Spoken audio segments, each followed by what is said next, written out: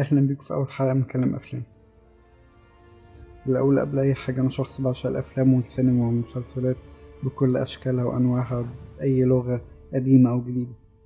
ثانيا، مبسوط جدا إني هبدأ الكلام عن أكتر حاجة بحبها بالكلام عن عمل زي ده، مسلسل ما وراء الطبيعة، أول عمل مصري من إنتاج نتفليكس ومستوحى من كتابات الراحل الدكتور أحمد خالد توفيق الله يرحمه، ومن إخراج المخرج الشاطر عمرو سلامة، ومن بطولة أحمد أمين الجني لأني كل ما بشوفه بفتكر الجني المصباح السحري بتاع علاء الدين، اللي بيقدر يعمل كل حاجة، بيمثل وبيغني وبيعمل استعراضات وبيكتب وبيرسم وما خافية كان أعظم. ومن بعد ما شفته في فيلم الكنز بالتحديد، نفسي جدا يعمل دوبلاج لأفلام أنيميشن لديزني وبيكسار. نرجع للمسلسل. المسلسل بيتكون من 6 حلقات، هنتكلم بدون حرق. وخلينا نبدأ. بس قبل ما نبدأ أحب أقول إني هتكلم عن انطباع الشخصي عن المسلسل بس، لأني للأسف ما قرأتش سلسلة ما وراء الطبيعة بشكل كامل لحد دلوقتي. نبدأ.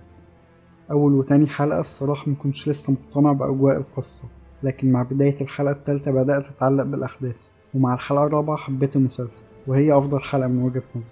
حسيت فيها إني قربت أكتر من شخصية رفعت إسماعيل، والحلقة الخامسة والستة جيدين جدا، وعجبني تقسيم الأساطير جوه القصة الرئيسية في المسلسل.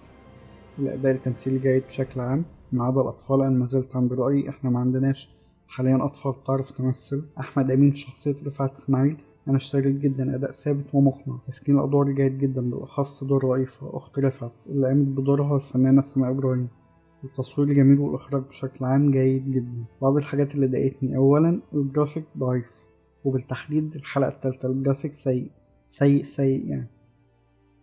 ثانيا دور ماجي في المشاهد اللي هي ورفعت لوحدهم، كنت أفضل لو يتكلموا إنجليزي بدل العربي المكسر.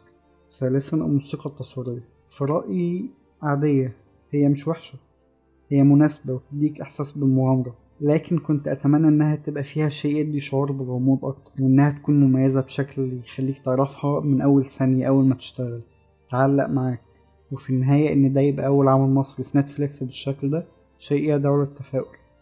يا رب نشوف أكتر وأكتر، وتخيل كل واحد اشتغل على العمل ده. وأشوفكم في الحلقة الجاية. سلام.